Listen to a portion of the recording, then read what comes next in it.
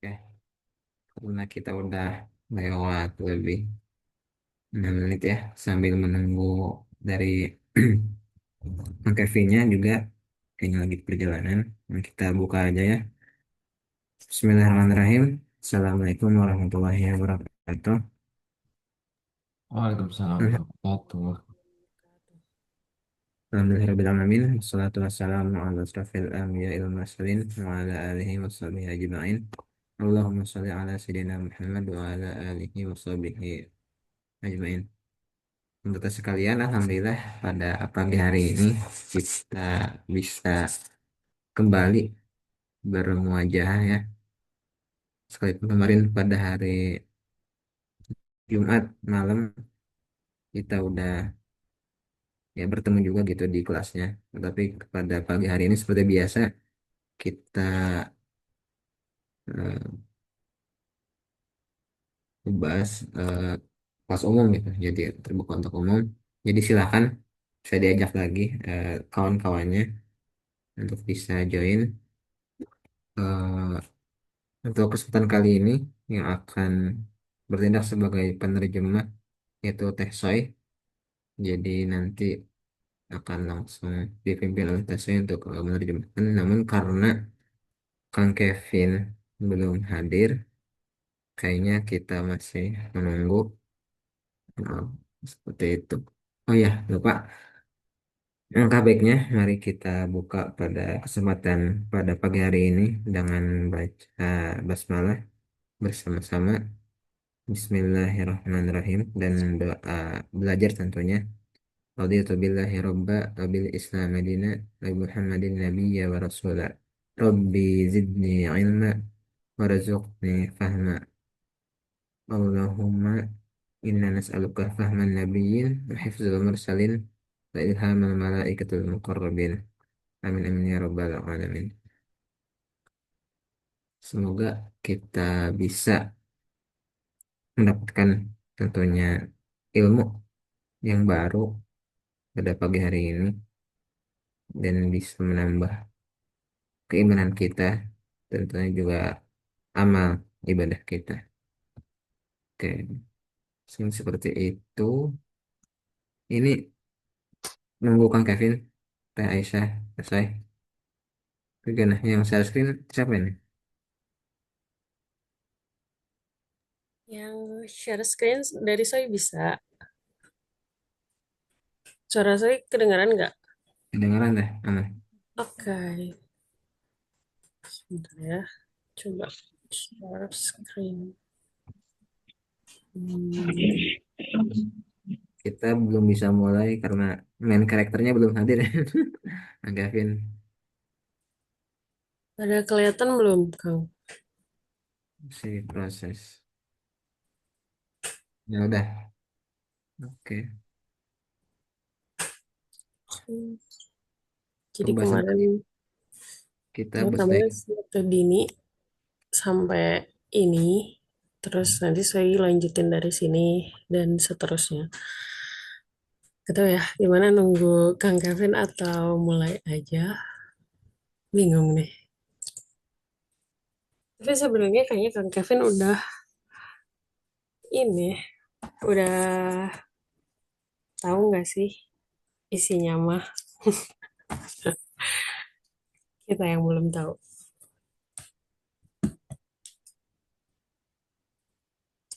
Apa mau sambil berjalan aja, Kang, atau gimana ya?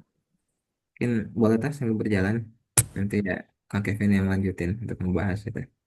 Biar nggak bengong juga depan laptop.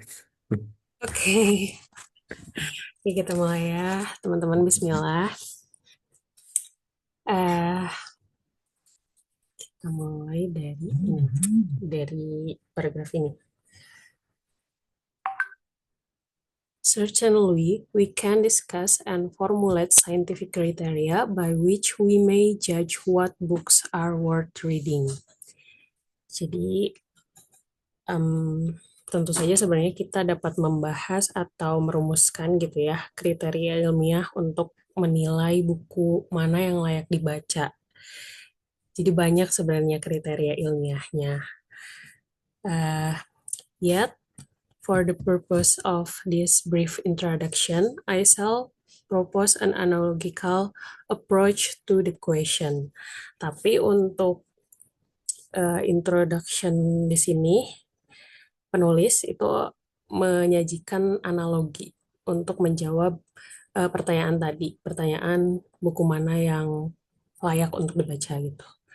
The analogy between eating and learning constitutes a remarkably apt metaphor.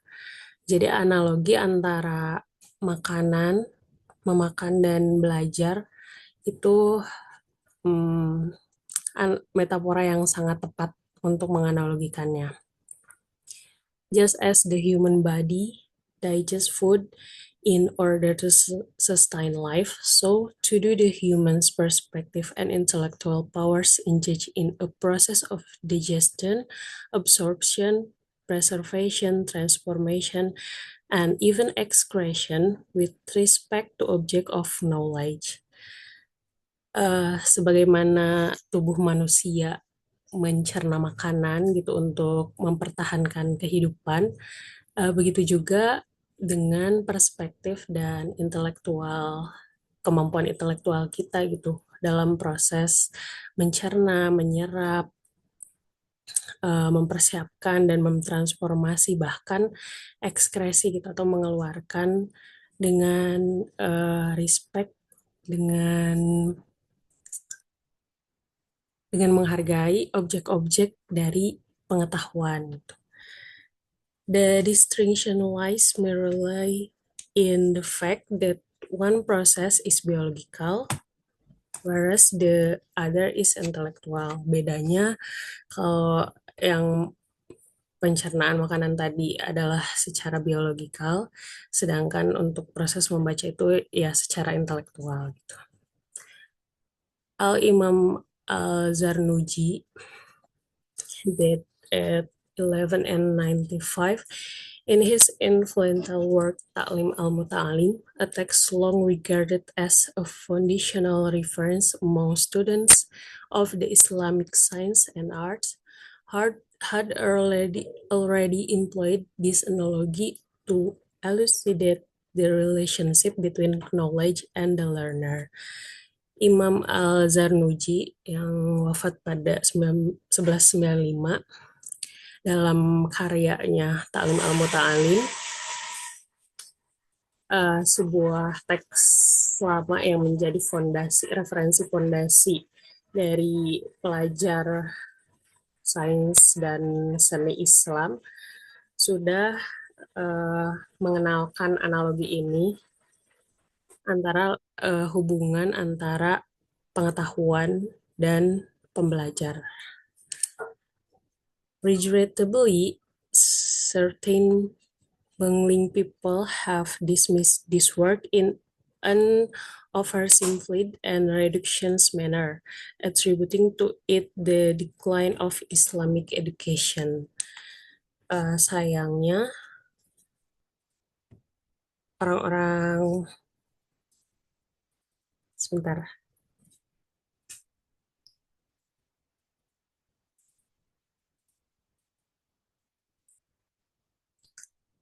Ini ada suara-suara nggak? Kedengaran sesuatu nggak? Atau aman? Aman teh. Mana-mana. Aman. Oke. Sayangnya, beberapa orang yang kurang cermat itu menolak karya ini dengan cara yang terlalu menyederhanakan dan reduksionis, bahkan mengaitkannya dengan kemunduran pendidikan Islam. Such judgment reflects more rhetorical excess than substantive critique. Penilaian seperti itu lebih mencerminkan retorika yang berlebihan daripada kritik yang substansional. Moreover, Al-Imam Al-Zarnuji draws attention to the interplay between the body and the intellect by citing example of food that may strengthen or weakness memory. Selain itu, Imam Al-Zarnuji ini menyoroti keterkaitan antara tubuh dengan akal dengan menyebutkan contoh makanan yang dapat menguatkan atau melemahkan ingatan, daya ingat. This observation underscores that classically Islamic thought did not succumb to a rigid mind-body dualism. Pengamatan ini menegaskan bahwa pemikiran Islam klasik sebetulnya tidak terjebak dalam dualisme antara jiwa dan raga yang kaku gitu. Rather, it recognized the mutual influences between bodily condition and intellectual capacities, affirming an integrated understanding of human nature. Sampai situ dulu teh. Kenapa? Sampai Udah sini ada dulu. udah ada kan Kevinnya. Ya, sebaliknya, pemikiran itu menyadari adanya pengaruh timbal balik antara kondisi tubuh dan kapasitas intelektual yang mengintegrasi pemahaman manusia secara naturalnya gitu. Mangga Kang, mau dibahas dulu dari awal. Oke, Punten baru gabung. Jadi udah sampai halaman berapa tadi bacanya teh? Baru satu halaman dari ini, dari certainly sampai sini, sampai human nature. Oke. Bismillahirrahmanirrahim. Bismillahirrahmanirrahim. Ilman warzuqni fahman birahmatika ya arhamar rahimin. Allahumma rzuqna fahman nabiyyin wa hifdzal mursalin wa ilhamal malaikatil muqarrabin. Oke, kita kembali lanjut. Kembali lanjut pembacaan kita hari ini.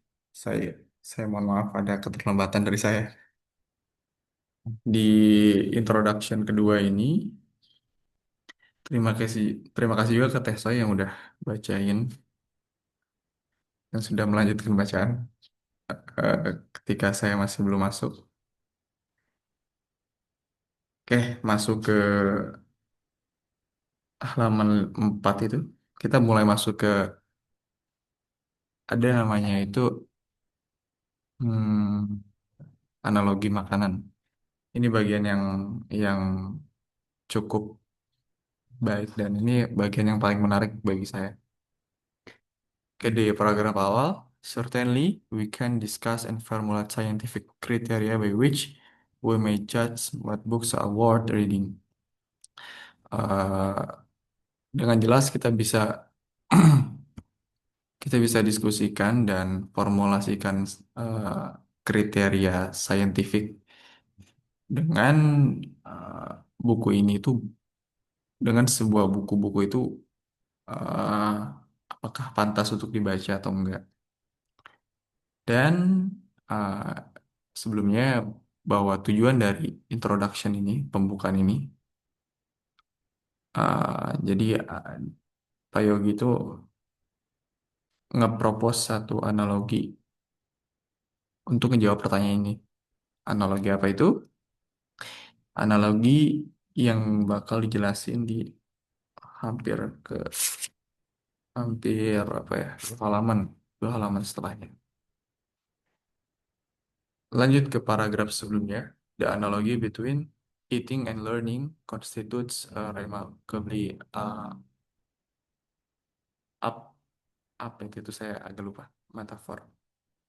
Jadi analogi tentang memakan dan belajar, makan dan belajar yang yang yang dia punya itu dia dia konstitut dia dia berdiri punya punya semacam persamaan yang cukup baik. Just as the human body digests food in order to sustain life.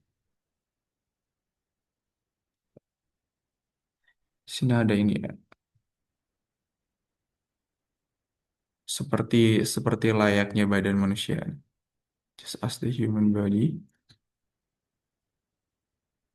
digest food in order to sustain life. Kita memakan makanan itu ya untuk memperlama hidup kita itu, untuk membuat hidup kita langgeng. So too dan begitu juga do the humans perceptive and intellectual powers engage a process of discussion, absorption, preservation, transformation, and even the excretion with respect to objects of knowledge. Tak.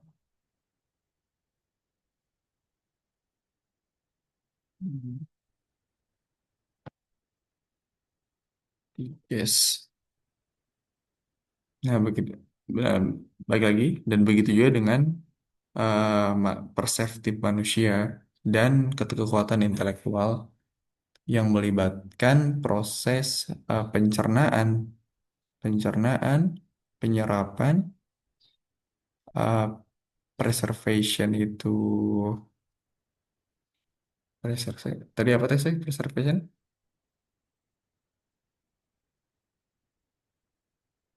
preservation itu pelestarian, transformasi dan juga excretion dan with respect to objects or knowledge yang berkaitan dengan objek-objek ilmu itu sendiri. The distinction lies merely in the fact that one process is biological, whereas the other is intellectual. Perbedaannya, perbedaan yang mendasarinya itu hanya satu, bahwa yang satu itu biological, yang satu lagi intelektual. Nah, ini yang dikatakan oleh Hamka di bukunya, bahwa membaca membaca hal-hal yang baik itu seperti mana memberi makan jiwa dengan hal-hal yang baik. Maka dari itu kita perlu kita perlu telaah apa yang kita baca, apa yang kita dengar. Kalau enggak, ya, nah masalahnya itu kita nggak tahu kalau kita misalkan lagi ngunyah satu informasi yang itu malah merusak otak kita, merusak intelektual kita.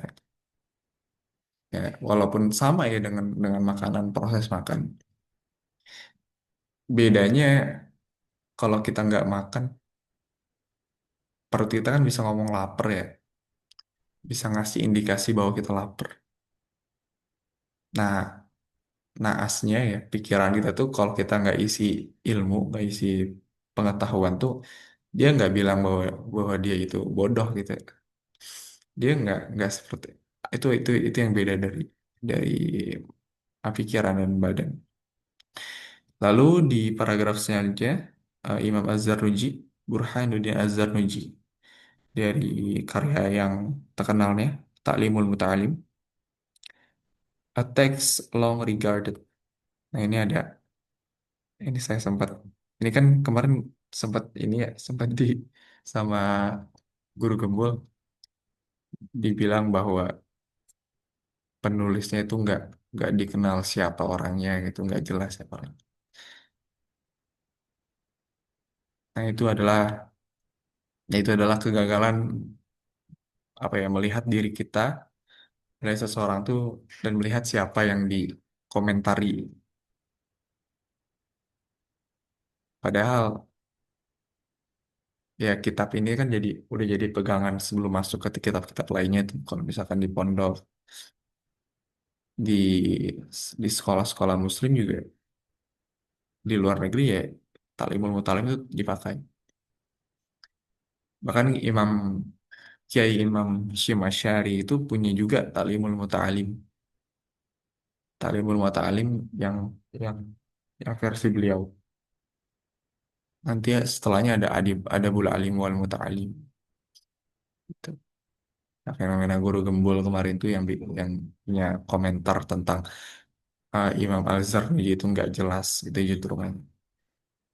Ya itu fenomena kalau kalau belajar hanya lewat textbooks atau hanya atau hanya berdasarkan dengan orang-orang yang tidak berguru gitu. Itu lanjut. A text long regarded as a foundational reference among students of the Islamic sciences and arts. Yang teks ini yang menjadi dasar foundational reference di antara eh, para pembelajar Muslim, para pembelajar ilmu pengetahuan. Nah, kalau ada sciences ini bisa dibilang sebagai ilmu. Tapi kalau science itu nggak cukup untuk dibilang sebagai ilmu, tapi bisa dibilang sebagai pengetahuan. And arts, dan di sini. Had already employed this analogy to elucidate the relationship between knowledge and the learner. Telah eh, telah menang, telah menggunakan analogi ini untuk menjelaskan relationship hubungan hubungan antara ilmu dan pembelajar. Saya coba clear dulu.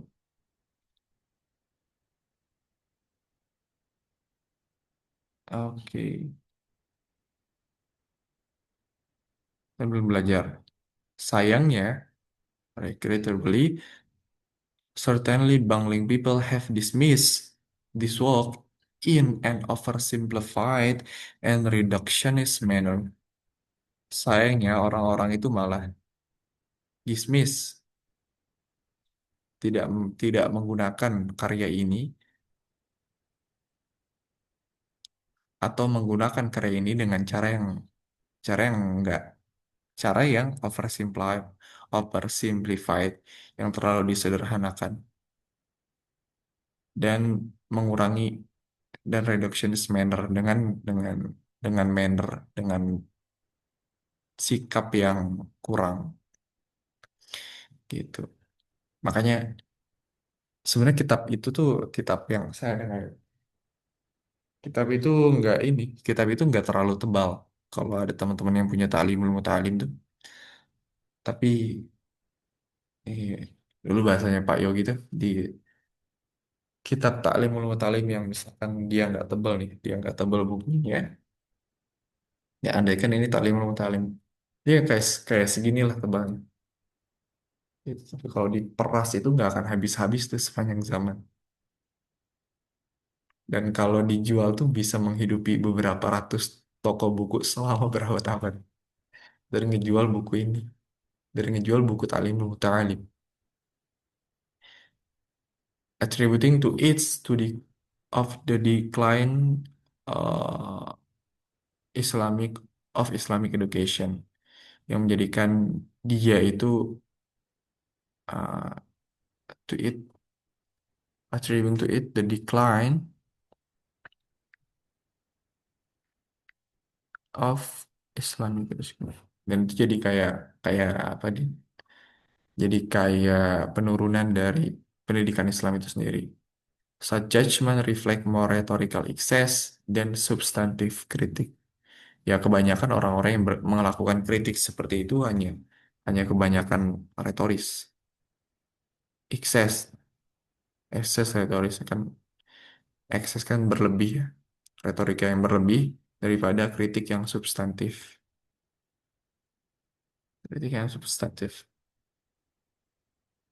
Nah ini jelas. Moreover, Imam Al-Zarnuji draws attention to interplay between the body and the intellect by citing examples of foods that may strengthen or weaken memory.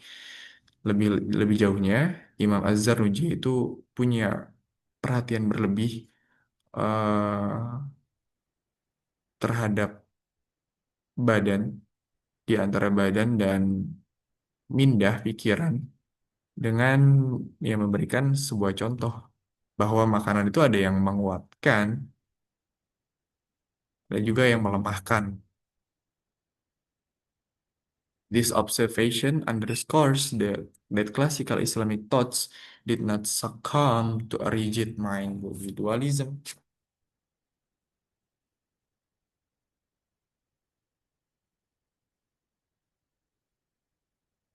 Ya, penelitian ini menjelaskan bahwa dalam dalam pemikiran pemikiran Islam yang klasik tidak mengarah tidak mengarahkan kepada adanya pembeda pembeda antara pikiran sama badan. Ini secara tidak langsung bilang bahwa ya hal-hal badaniah itu hal-hal fisika itu sebenarnya nggak nggak benar-benar beda dengan hal-hal metafisika ya, hal-hal mind, pikiran kan nggak kelihatan ya, badan kan kelihatan itu kan fisika dan metafisika. Rather, it's recognize the mutual influence between bodily condition and intellectual capacities, affirming an integrated understanding of human nature. eh Lebih dari itu semua, it recognize the mutual influence. Apa? Ini eh,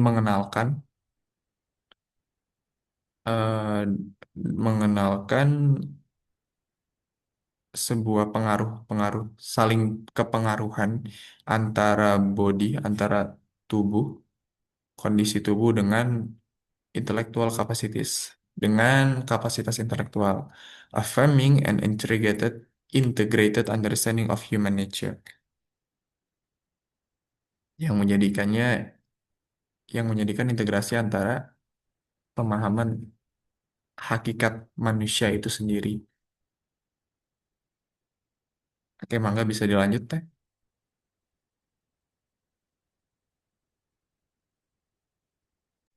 Oke, selanjutnya dari sini. In the classification of knowledge, one may also come to understand the nature of a good book through analogy. Dalam pengklasifikasian pengetahuan, seseorang juga dapat memahami hakikat sebuah buku yang baik itu melalui analogi. Al-Imam Al-Zarnuji employs the analogy of food, medicine, and poison, suggesting that what is beneficial in knowledge can be linked to what is nutritive in food. Imam Al-Jarnuji menggunakan analogi makanan, obat, dan racun dengan mengisyaratkan bahwa apa yang bermanfaat dalam pengetahuan itu bisa disepertikan atau diserupakan dengan apa yang bergizi dalam makanan. Mau dibahas dulu atau lanjut lagi, Pak? Lanjut. Just as the human body fundamentally requires proper nutrition to sustain life, so does the intellect depend upon true and beneficial knowledge. Sebagaimana tubuh manusia secara mendasar membutuhkan nutrisi yang tepat untuk mempertahankan hidup, demikian pula akal bergantung pada pengetahuan yang benar dan bermanfaat. Nutrition, moreover, is not received passively, but through the complex process of metabolism. An intricate system involving organ and even molecular agents such as probiotic and enzyme, which act as biological catalysts for chemical reaction essential to digestion, cellular regulation and energy production. Nutrisi lebih jauh laginya itu tidak diterima secara pasif, tetapi melalui proses yang kompleks yang disebut metabolisme. Ini biologikal sekali ya pembahasannya. Sebuah sistem yang rumit, yang melibatkan organ-organ dan bahkan agen-agen molekular seperti probiotik dan enzim yang bertindak itu sebagai katalis atau agen percepatan gitu bagi reaksi kimia yang esensial, yang penting seperti pencernaan, regulasi seluler dan produksi energi. In this way, the assimilation of knowledge may be linked to in the assimilation of nutrients. Both required proper selection processes, processing and integrating for the flourishing of life, whether bodily in or intellectual. Dengan Oke. cara ini, penyerapan pengetahuan dapat diserupakan dengan penyerapan nutrisi, di mana keduanya itu membutuhkan pemilihan yang tepat dan integrasi untuk berkembangnya kehidupan baik jasmani maupun intelektual. Oke. Nah, di paragraf ini, in the classification of knowledge, one may also come to understand the nature of good book through analogy. Jadi dari kita mengklasifikasikan dulu nih pengetahuan untuk kita coba pakai analogi. Nah, Imam Az-Zarnuji pakai employs the analogy of food, medicine, and poison. Makanan, obat, dan racun, suggesting that what is beneficial in knowledge and can be likened to what is nutritive in food. Hal-hal yang hal-hal yang bermanfaat dalam pengetahuan itu seperti halnya makanan yang nutritif bergizi. Just as the human body fundamentally requires proper nutrition to sustain life, so does the intellect depend upon true and beneficial knowledge. Sebagaimana badan itu pada dasarnya memerlukan requires nutrisi yang proper untuk melanjutkan hidup. Dan begitu juga dengan intelektual yang yang apa? Yang dia juga membutuhkan ilmu yang benar dan bermanfaat. Nutrition, moreover, is not received passively but through the complex process of metabolism. Nutrisi lebih jauhnya tidak tidak hanya sekedar pasif menerima menerima saja gitu, tapi melalui proses metabolisme yang cukup kompleks, yang sangat kompleks. Lalu in intricate system involving organs, sebuah sistem yang rumit yang melibatkan beberapa organ-organ, dan and even molecular agents such as probiotic and enzymes which act as biological catalysts for chemical reaction essential to digestion, cellular regulation, and energy production.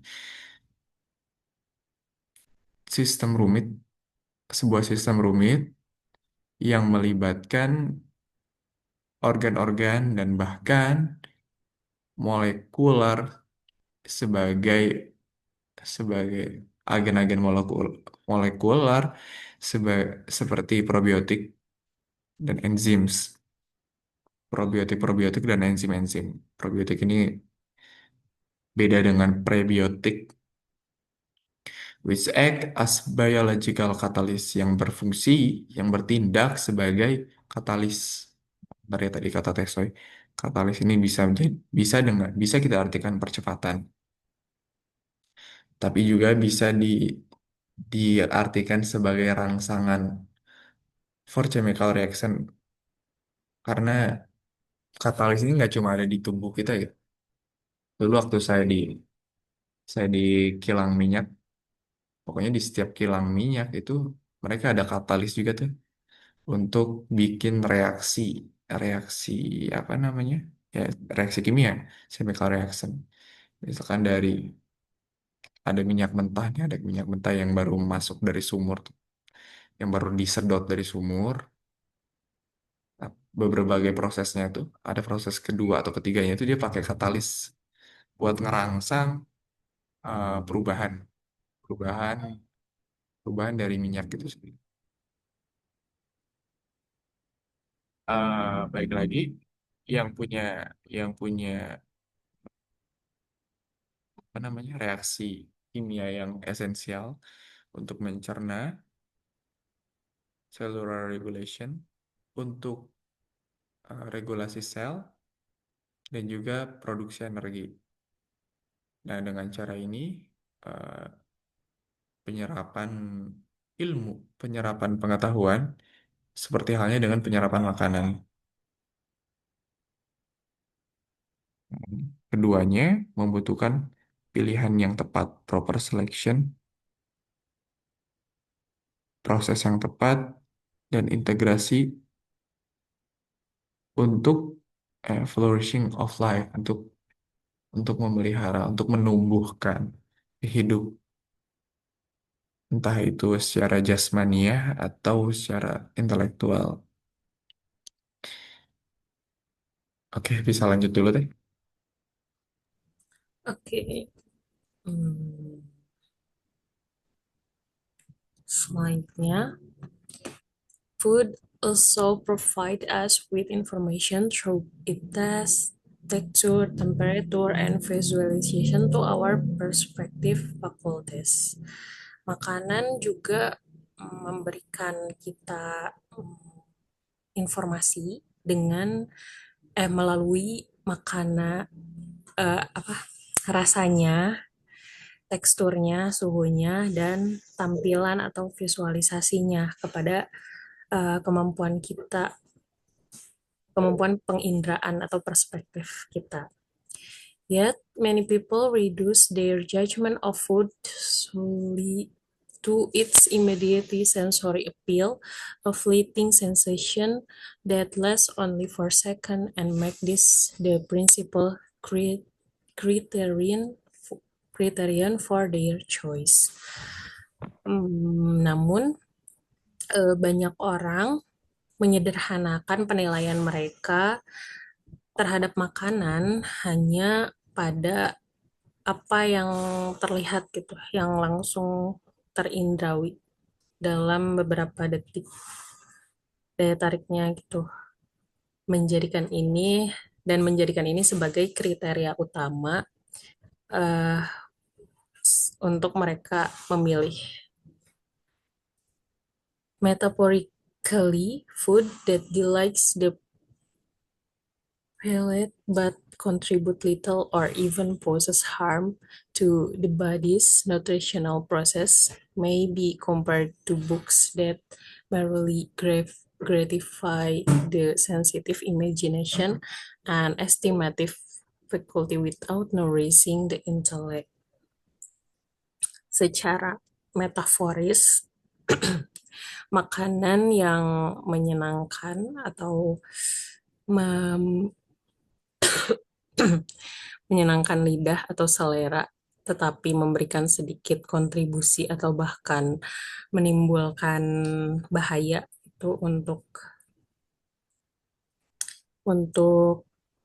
proses penyerapan nutrisi pada tubuh bisa disepertikan atau dibandingkan dengan buku yang memuaskan imajinasi sensitif dan kemampuan menilai tanpa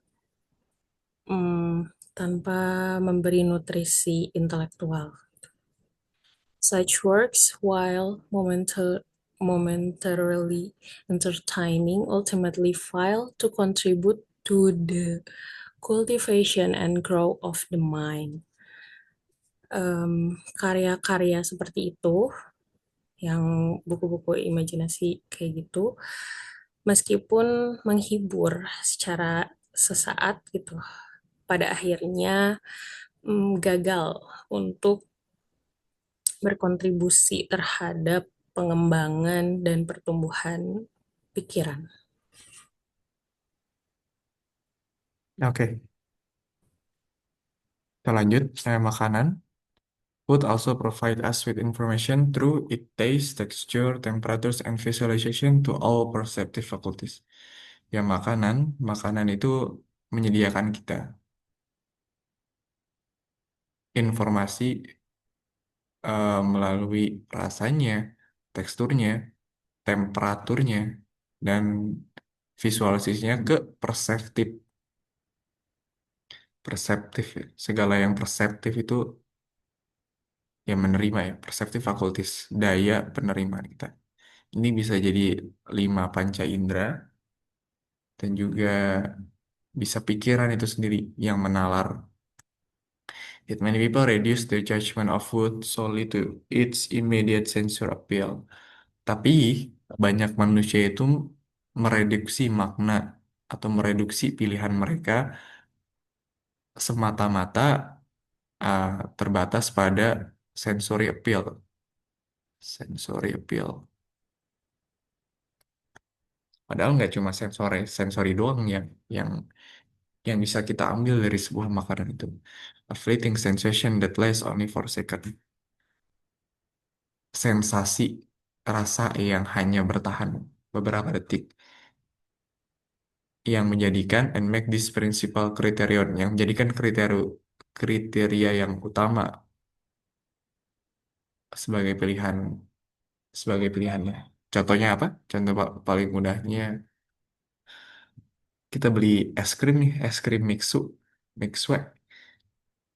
Ya kita beli itu ya karena ya pengen rasa bobanya yang hanya bertahan 1 detik, 10 detik, 30 detik paling lama. Metaphorically, food that delights the palate but contributes little or even poses harm. Secara metaforis, makanan yang menyenangkan tadi ya, makanan yang membuat seseorang itu merasakan kenikmatan dari dari indera lidahnya, dari seleranya, tapi hanya memberikan kontribusi yang kecil atau bahkan uh, malah merusak atau menyakiti badan itu sendiri. To the body's nutritional process may be compared to books that merely gratify the sensitive imagination. Nah, ini jadi penekanan penting. Ini sebanding dengan buku yang hanya memberikan gratify the sensitive imagination, yang hanya memberikan sebuah eh,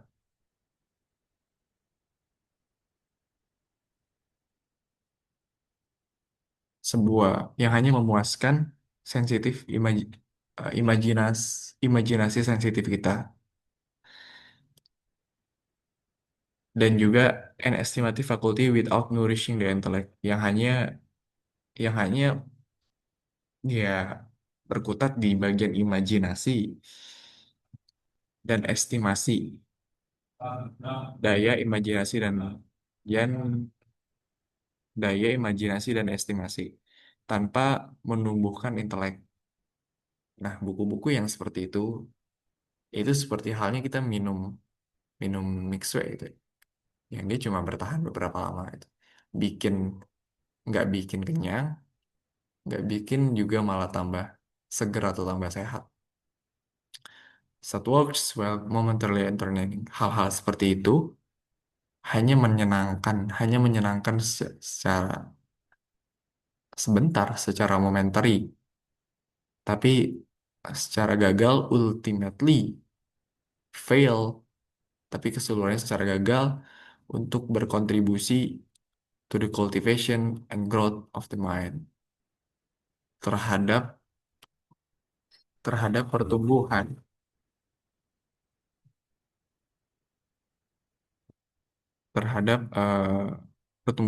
pikiran dan pengolahan pikiran itu sendiri. Mangga dilanjut.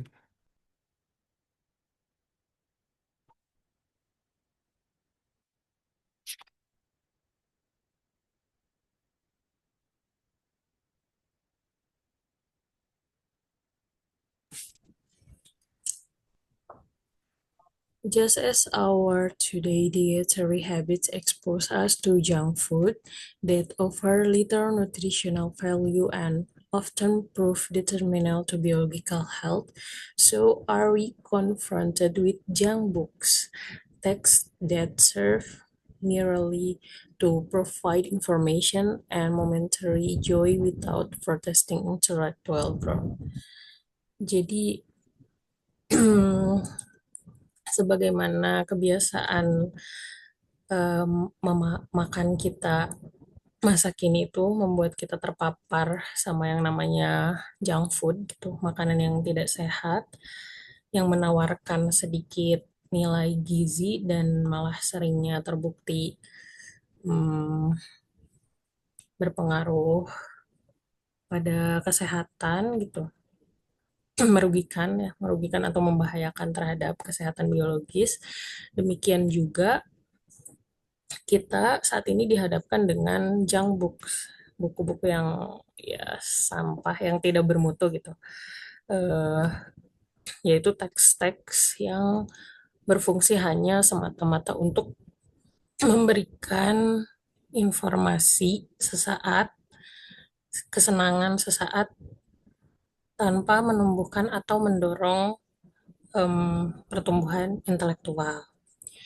This concern should not be taken lightly, for we are currently confronted with cerebral challenges such as brain rot and cognitive debt.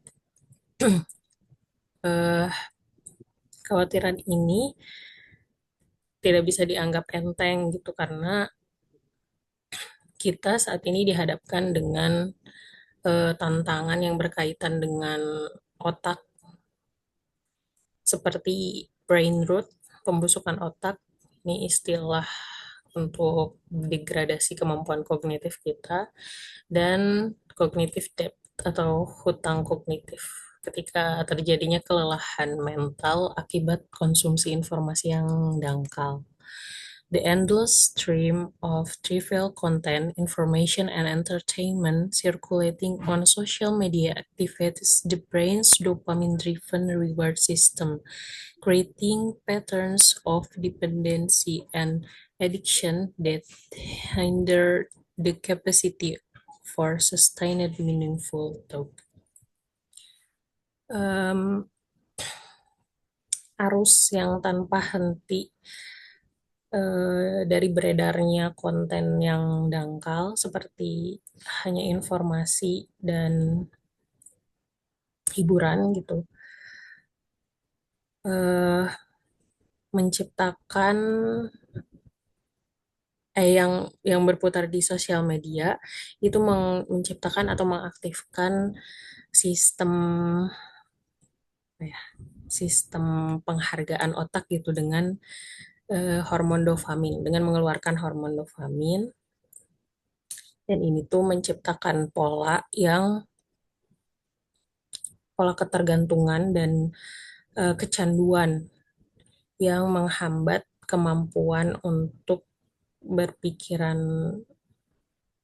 yang berkelanjutan atau pemikiran yang bermakna. Ya, oke.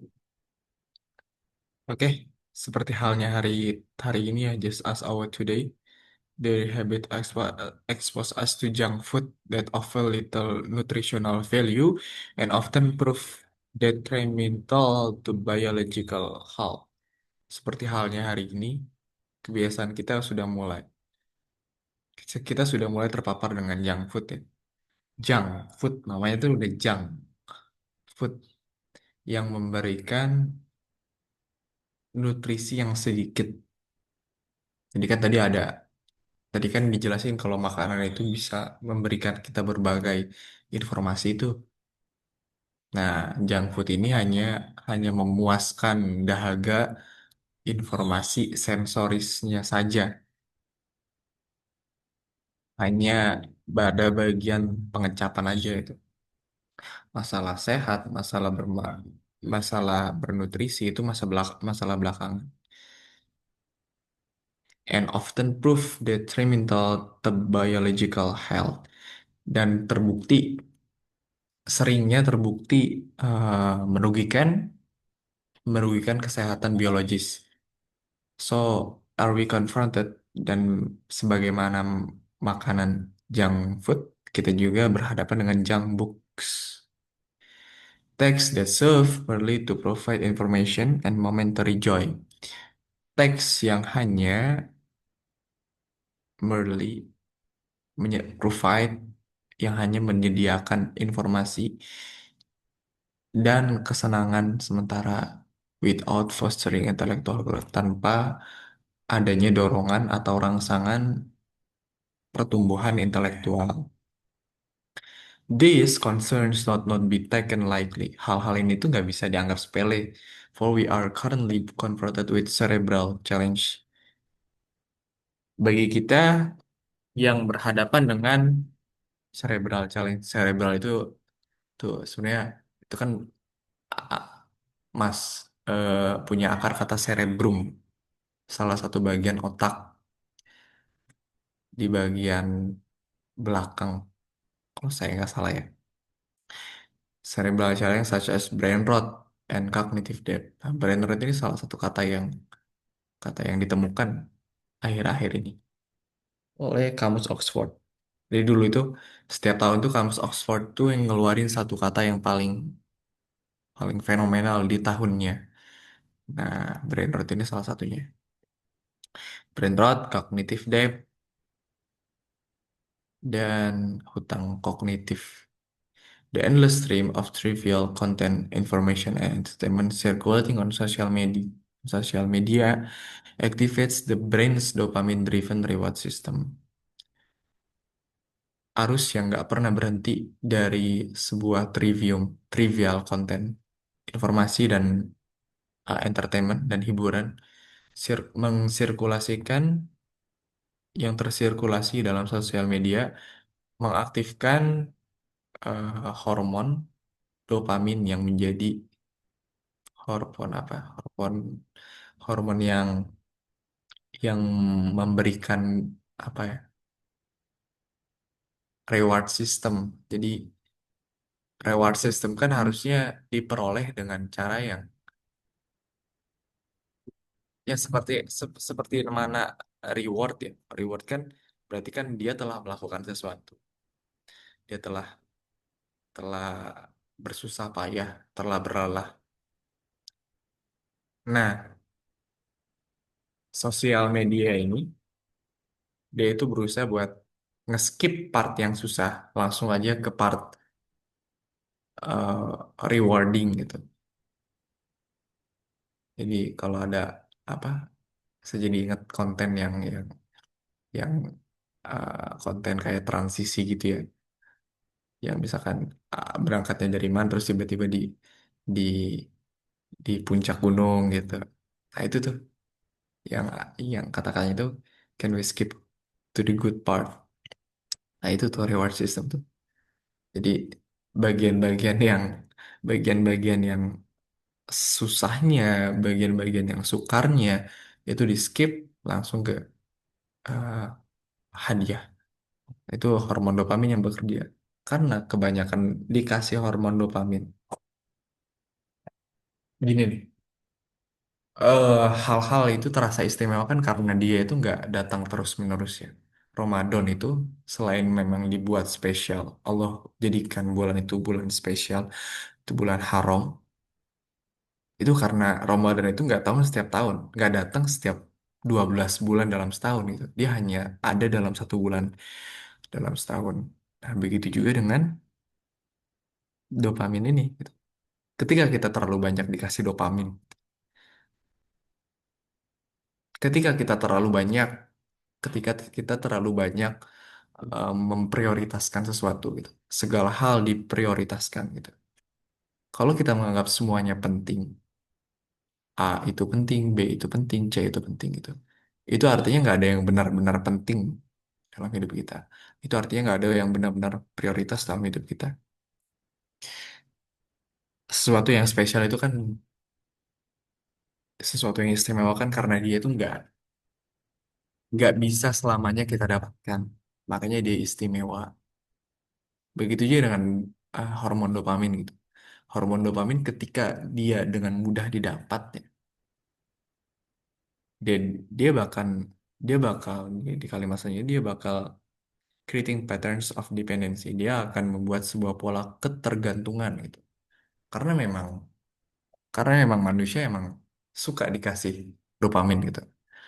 Ketika dia menemukan sebuah cara mendapatkan dopamin yang lebih mudah, maka dia akan ketergantungan dan addiction that hinder the capacity for sustained meaningful thoughts, yang yang menjauhkan uh, kapasitas untuk ya berpikir secara bermakna dan bermakna, for sustained and meaningful thoughts. Tuh. Makanya dilanjut ya.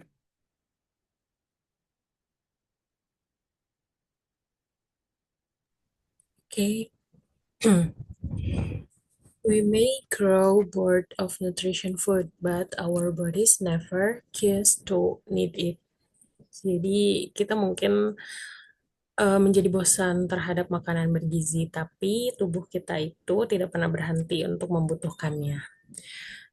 Boredom is a flirting mood, not an inherent quality of the body. Kebosanan itu adalah suasana hati yang sementara gitu, yang cepat berlalu, bukan sifat bawaan dari tubuh.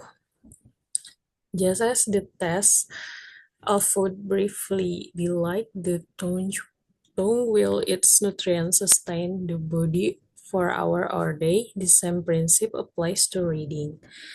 Sebagaimana sama seperti rasa makanan yang secara singkat atau hanya sebentar menyenangkan lidah, sementara nutrisi-nutrisi yang mempertahankan tubuh itu bertahan berjam-jam atau berhari-hari, prinsip yang sama juga berlaku untuk membaca.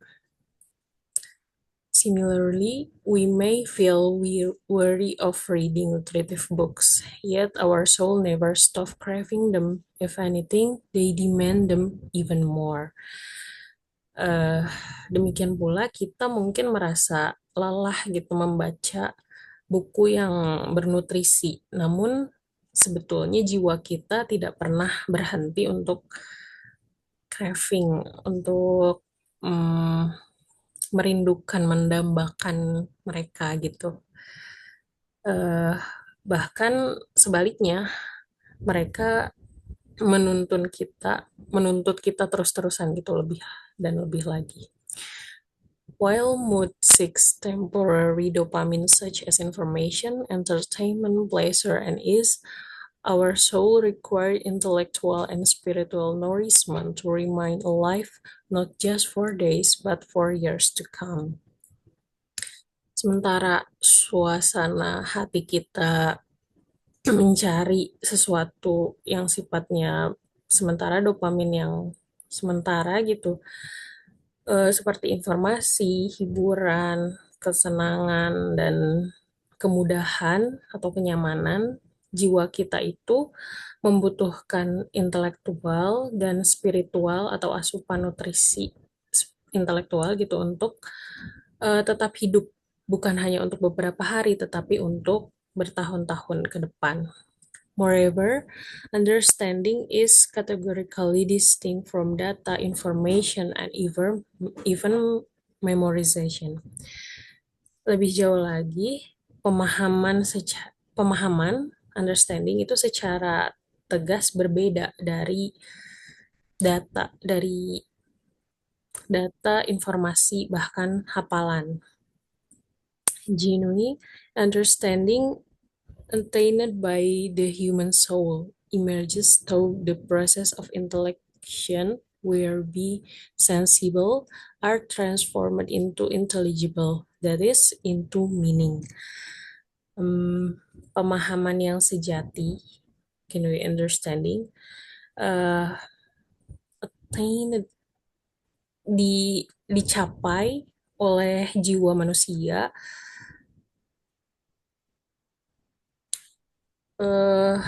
munculnya itu melalui proses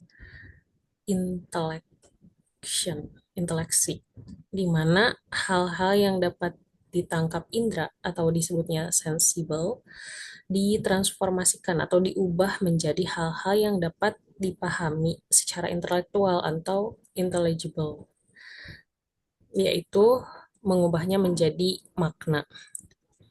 It is meaning, not mere information, that constitutes the true nourishment of the mind and the soul.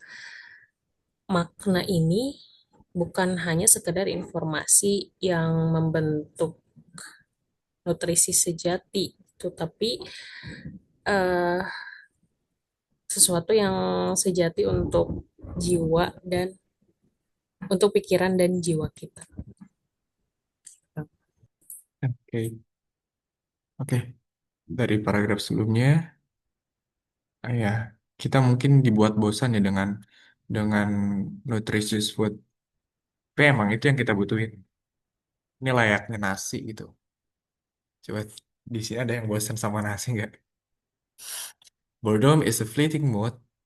Ke, ya kebosanan itu ya sebuah mood yang fleeting. Itu nggak ada inherentnya, not an inherent quality of the body. Itu nggak ada singgungannya dengan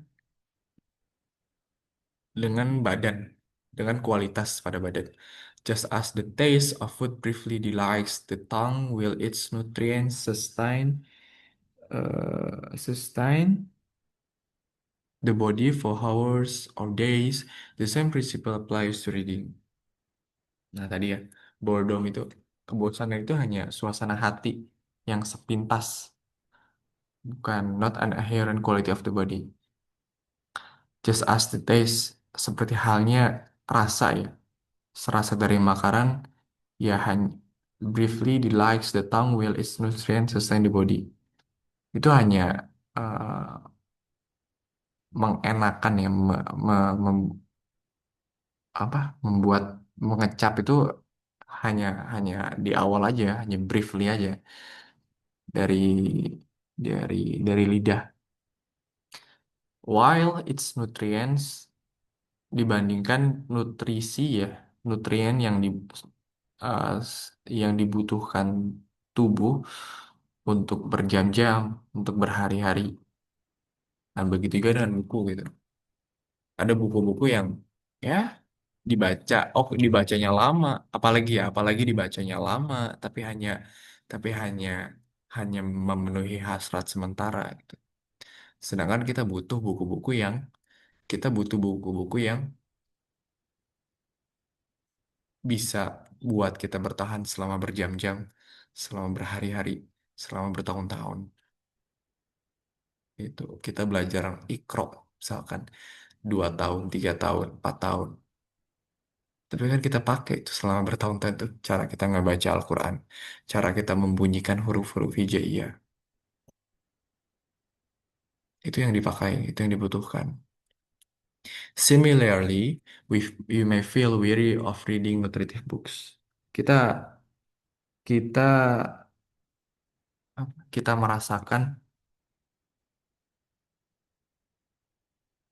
merasakan kelelahan dalam membaca buku-buku yang nutritif. Padahal jiwa kita tuh tetap mengidam-idamkan itu gitu.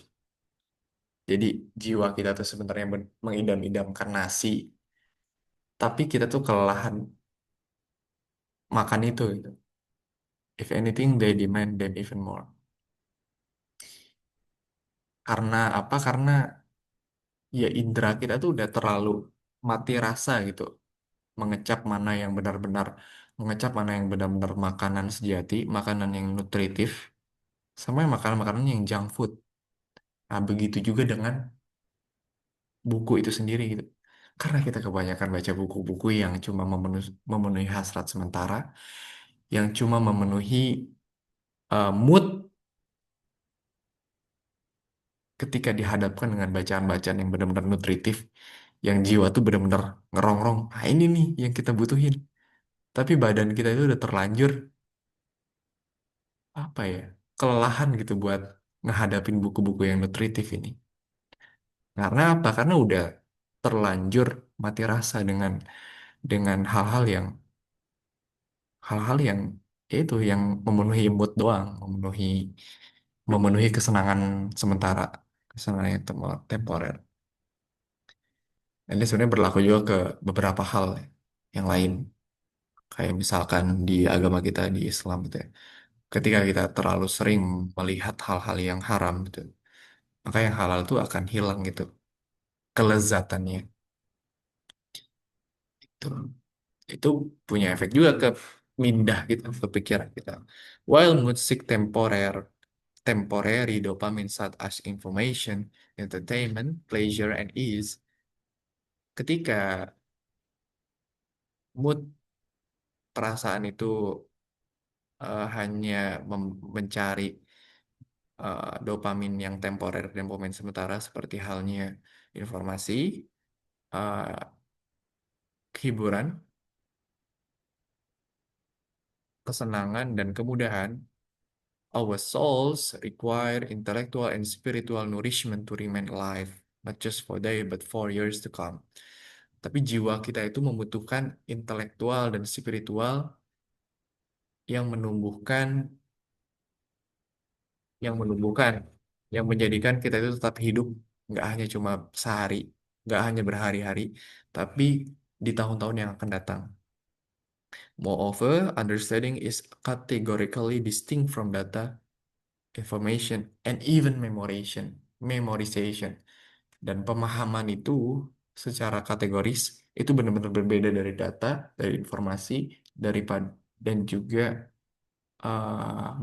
memorization, penghafalan. Makanya dulu itu, makanya di awal-awal apa kerajaannya, Kesultanan Islam tuh, di mana dipegang oleh para fuqaha. Makanya kita kan dituntut untuk memahami agama ya. Fuqaha fiddin, faqihu fiddin. Nah, di sini ada kayaknya ada yang namanya faqih. Faqihu fiddin artinya ya faqih itu ya orang-orang yang paham tentang agama. Dia nggak cuma menghafalkan, dia nggak cuma kalau misalkan data ya data atau informasi atau even memorization ya. Nanti kita punya bahasan hal lain tentang itu. Tentang informasi, data, sama memorization. Ya data ya, misalkan ya Islam, informasi ya sekitar agamanya orang-orang Muslim, memorisasi ya menghafal, dan understanding itu punya punya punya ya tingkatan yang lebih. Makanya Prof. Latus bilang kalau kalau menulis ya, kalau kita bikin catatan itu jangan cuma plek ketiplek apa yang dibahas gitu ya. Kecuali memang eh, kecuali memang itu definisi ketat ya. Tapi tulislah hal-hal yang emang emang benar-benar kita pahami gitu ya. Benar-benar kita pahami dan setelah kalimat itu tuh masuk melalui proses penalaran kita. Itu yang supaya kita supaya otak kita itu terlatih gitu untuk mengolah, untuk bernalar, untuk melakukan silogisme, untuk membuat sebuah proposition atau kodoyah atau buat pembanding atau relation gitu. Itu yang bikin otak kita tetap hidup. Genuine understanding, pemahaman sejati, attained by the human soul, dibutuhkan bagi jiwa manusia. Eh, sorry.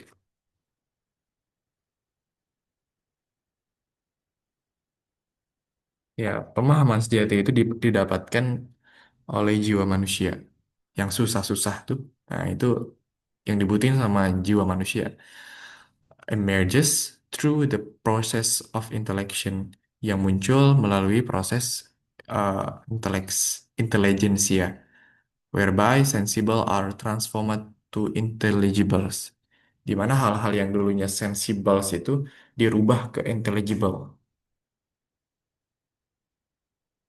Itu hal-hal yang dulunya wujud itu dirubah ke hal-hal yang wujud tapi di pikiran kita intelligible atau tangible. It is into meaning, it is mean. Itu menuju makna itu sendiri. Nah, itu adalah it is meaning not more information that constitute the true nourishment of the mind and the soul. Yang itu nggak hanya sekedar informasi, tapi membentuk eh, membentuk pertumbuhan sejati dari pikiran dan jiwa itu sendiri.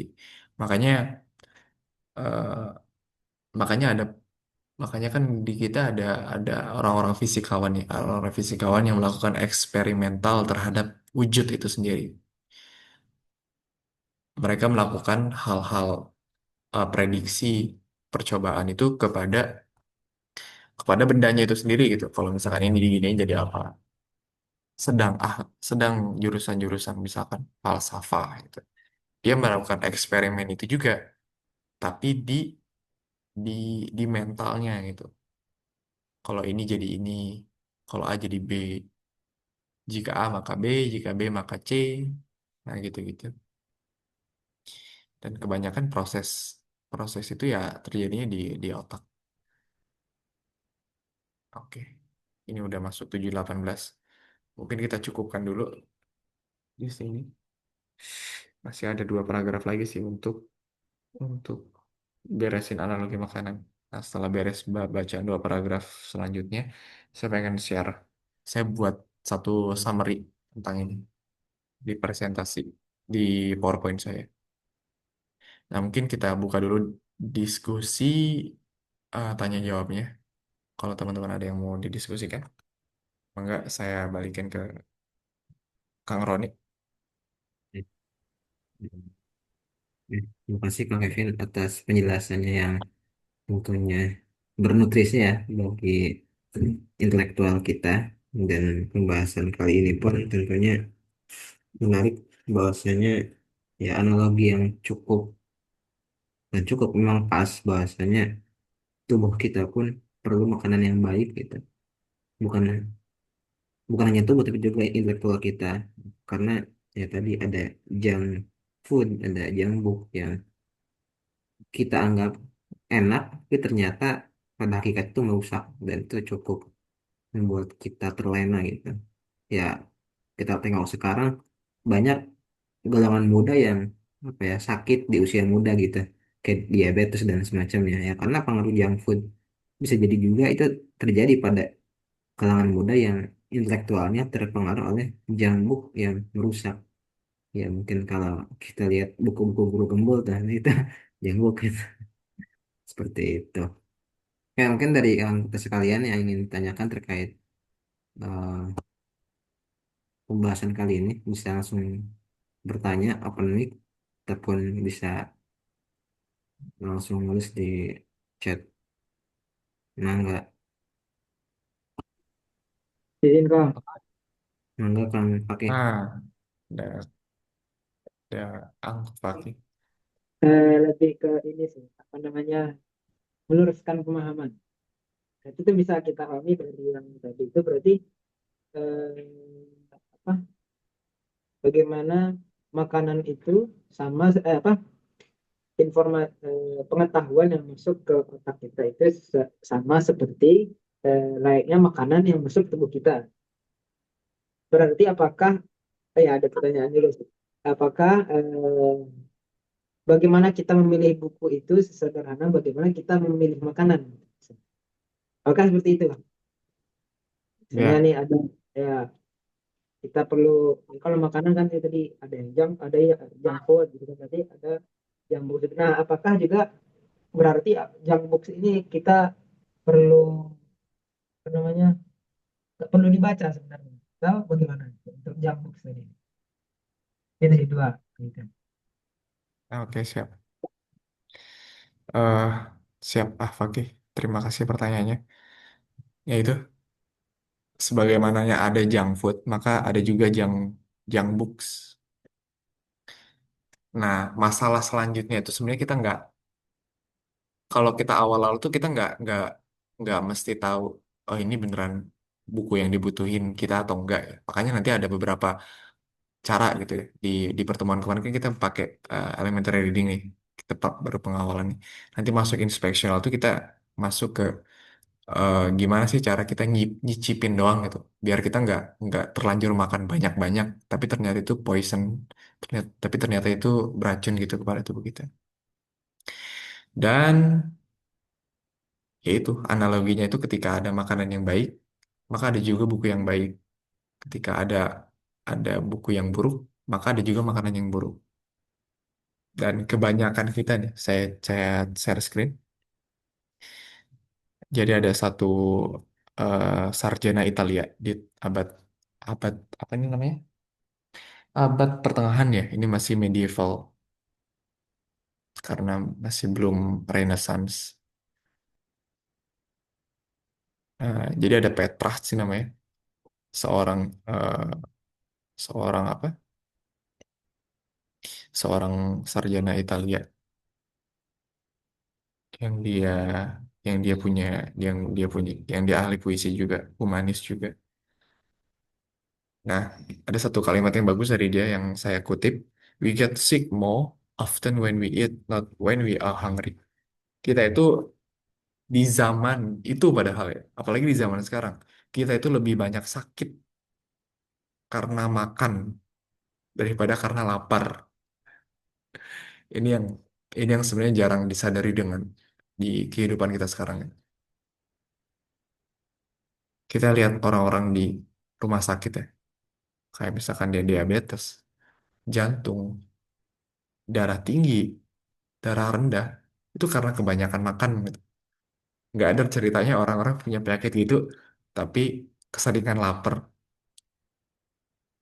Nah, ini kita coba implikasikan ke baca tadi. Banyak orang-orang yang kebanyakan baca tuh, tapi kok nggak punya hal yang bermanfaat gitu kepada yang lainnya gitu. Nggak kelihatan gitu kalau dia banyak baca. Malah kelihatannya kayak pemahamannya salah. Nah, hal-hal yang seperti itu tuh yang perlu kita hindari.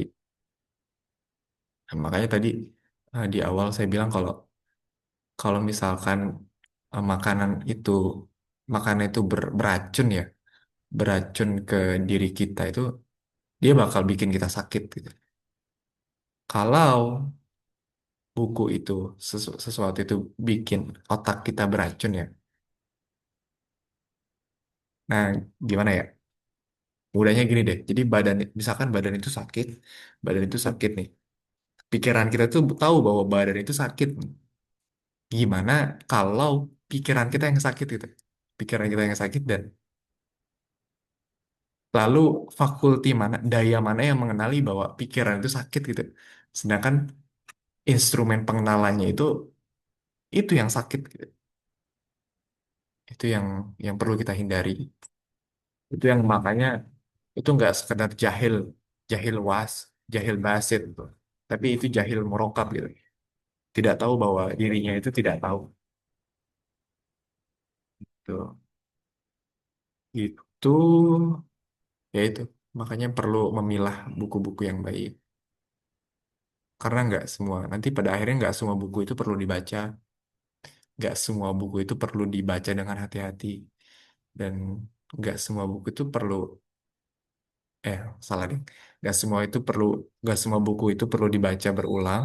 Nggak semua buku itu perlu dibaca secara hati-hati. Dan nggak semua buku itu perlu dibaca. Gitu. Gitu, Afaki.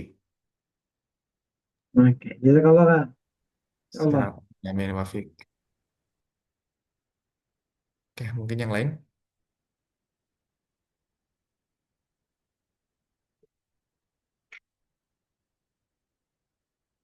Sambil yang nunggu ya. Seperti mana halnya perut kita, pikiran kita itu lebih mudah sakit, lebih lebih sakit ketika kita itu kebanyakan informasi dan data dibandingkan ketika lapar. Kayak gitu. Otak kita itu lebih lebih rentan juga sakit ketika diisi informasi yang bermacam-macam dibandingkan nggak diisi dengan informasi yang lain gitu. Monggo Mbak Anis.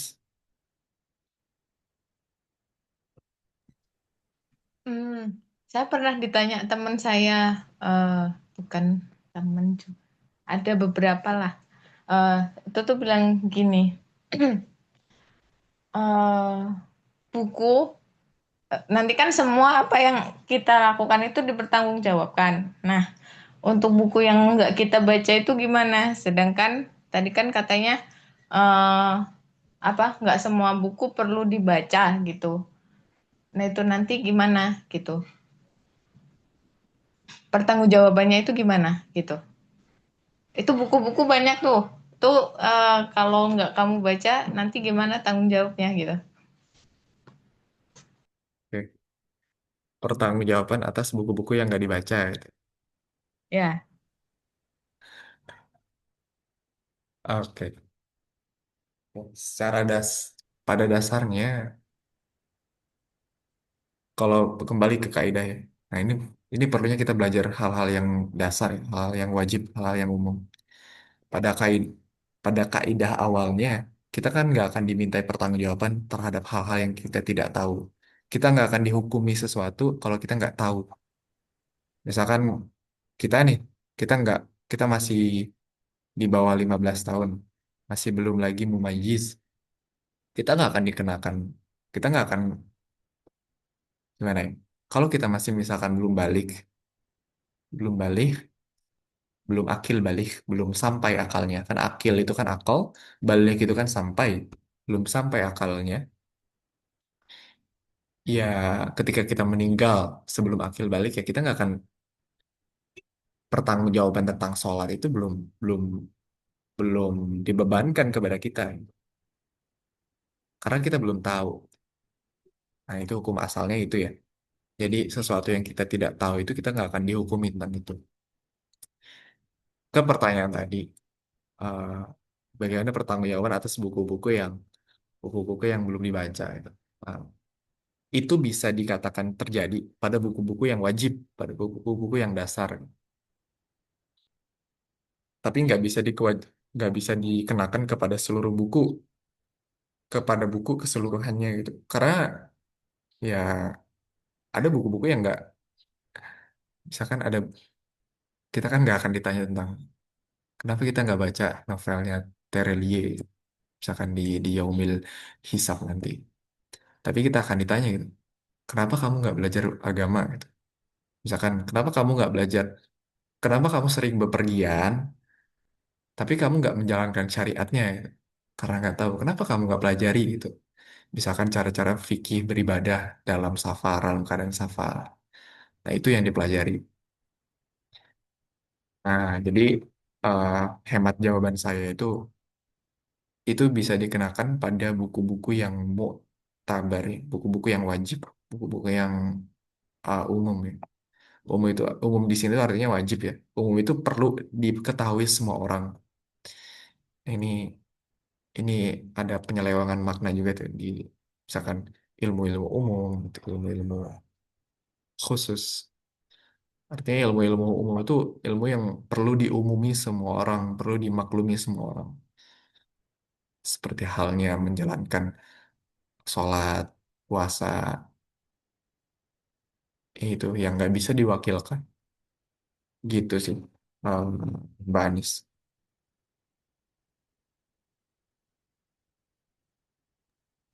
oke. Terima kasih. Tapi Sama. kayaknya pertanyaannya Kang Roni bagus juga ya. Gimana kalau buku-buku yang udah beli tapi nggak kita baca tuh? Gimana pertanggungjawabannya? Ya pertanggung jawabannya ke siapa nih? Ya kalau aku mikir ya tetap apapun yang kita beli dan sebagainya, apapun yang kita miliki itu kan nanti akan ditanyakan sama Allah gitu. Tuh. Terus mana itu gitu? Ya itu makanya sebenarnya seni membaca buku ini, seni kemahiran membaca buku ini bisa pada akhirnya itu diterapkan sebelum kita putuskan ya beli sesuatu. itu gitu. Jadi ya kalau misalkan udah dibeli ya, kalau misalkan kita udah beli satu buku yang diri kita dulu itu anggap itu penting, ya bacalah sebagai pemenuhan kewajiban gitu. Bacalah, tapi ya baca baca baca sekali aja, baca sekali duduk misalkan. Nggak perlu di ditahan-tahan untuk nggak untuk misalkan dipahami dulu gitu. Dan ya ya itu, makanya teman saya Mas Kun Lanang, Kun Anggiar Lanang tuh ada kemarin beliau jadi penerjemahnya Profesor Azad Zaman waktu kajian Kismis Salman. Beliau punya satu metode yang baik, Sundoku Books namanya. Bagi orang-orang yang doyan beli buku tapi doyan nggak doyan baca buku gitu. Dia doyan beli buku tapi nggak sebanyak dia baca buku. Itu ada metode yang bagus dari beliau. Sebenarnya nggak dari orang lain sih, dari Barat, tapi yang mempopulerkannya di Indonesia salah satunya beliau. Gitu ya. Ya tanggung jawab tetap tetap ada ya, beban tanggung jawabnya ya, karena itu udah dibeli. Dan itulah resikonya. Itulah resikonya ketika kita menjadi orang-orang yang belum tahu gitu. Belum orang yang awam gitu. Itu itu masih hal buku ya. Sekarang di sekarang coba tarik ke kehidupan kita. Apa yang kita putuskan tapi kita nggak tahu ilmunya. Satu akan jadi pertanggungjawaban juga, dan ya kita harus menghadapi itu karena memang kita yang memutuskannya. Makanya sedapat mungkin tuh kita berusaha untuk jadi tidak awam. Tuh, gitu Mbak Anis. Siapa tadi? Kang Roni.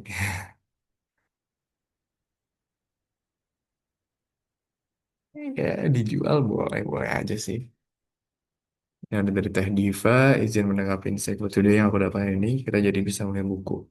Betul, kita bisa jadi milah buku yang akan dibeli dan dibaca. Nah, banyak buku diskonan dan berjudul. Itu keren yang bisa keranjang buku. Betul. Nanti kita masuk ke testimonial. Ya karena paradigma pengetahuan itu udah ditarik ke ekonomi juga ya. Maka akan ada unsur ekonomi di sana gitu. Orang yang jualan buku itu nggak serta-merta ngejual, bilang kalau buku ini bagus gitu. Tapi memang mereka perlu untuk ngejual itu. Betul, memilih buku yang bernutrisi dan apa ini. Pada akhirnya teman-teman yang belajar sekarang, yang belajar how to read a book ya, art of reading itu akan, yang dulunya sering ke Gramedia itu akan berhenti ke Gramedia. Di samping satu mahal, dua tuh bukunya nggak sebagus yang kita kira gitu pada akhirnya. Kalau kita udah tahu gitu caranya. Nantinya bakal sering ke buku-buku yang ide-idenya itu besar gitu. Emang berpengaruh gitu. Misalkan buku-buku hakikat manusia. Teman-teman yang misalkan di Jabodetabek ikut book clubnya Lubuk Kata nih. Book clubnya Lubuk Kata di musim ini tuh tentang the nature of man. Itu mulai bahas hakikatnya manusia. Ya memang perlu kita mengenali hakikat diri sendiri. Ini kan kedirian kita sendiri tuh. Kalau kita nggak kenal, gimana kita mau melakukan suatu tindakan gitu. Gitu, ya begitu. Dan perjalanan kita masih panjang. Ini masih baru introduction. Itu saya coba Berarti sebenarnya. buku saya akan laku ya kayaknya kalau semua pada ikut baca buku ini. Iya, tapi ya masih banyak orang-orang yang nggak tahu. Orang-orang yang nggak tahu dan mereka akan tetap beli buku itu kok. Buku-buku yang ada di Gramedia dan lain-lain. Gitu.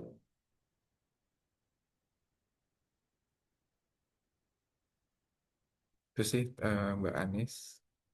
Kalau sudah, kita sudah lewat 6 menit. Mohon maaf tadi saya ada keterlambatan. Saya lagi di Bekasi, alhamdulillah.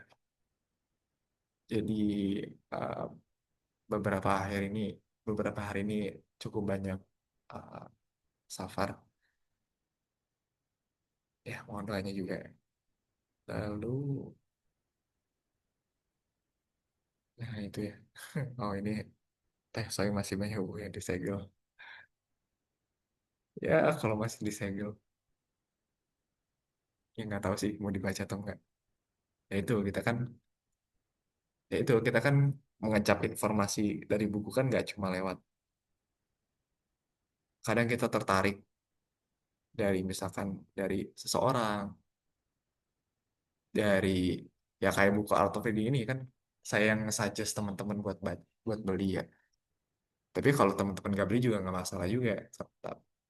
Karena ya gini nih proses eh, kita kan ketika kita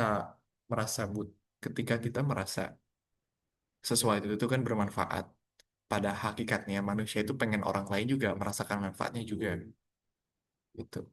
Ketika saya baca buku ini bermanfaat dan akan buka kelas ini ya, saya menyarankan teman-teman juga punya bukunya juga gitu. Supaya minimalnya teman-teman ngerasain apa yang saya rasain dan ketika proses pembelajaran berlangsung ya ya nggak terlalu susah gitu buat ngedapetinnya, buat sampai kepada titik yang mau kita bahas. Gitu. Itu mungkin dari saya. Saya balikin ke Kang Roni. Oke. Nah, kan karena waktu juga sudah mulai siang ya, udah 7:30. Kawan-kawan juga udah mau beraktivitas lainnya. Pada pertemuan kali ini kita cukupkan sampai di sini. Semoga dari apa yang tadi kita simak dari Kang Kevin dan kita renungi, kita dapat poin-poin utamanya bahwasanya tidak semuanya makanan itu sehat. Begitu pula dengan buku, tidak semuanya buku itu baik gitu. Jadi jangan sampai uang yang kita keluarkan itu untuk membeli buku-buku yang ya merusak gitu. Seperti itu. Jadi jangan sia-siakan hartamu. Mungkin itu dari apa yang bisa saya sampaikan. Kurang lebihnya saya mohon maaf. Apabila ada kekurangan, saya mohon maaf. Apabila ada kelebihan, tolong dikembalikan. Saya akhiri akhir kalam. Wassalamualaikum warahmatullahi wabarakatuh.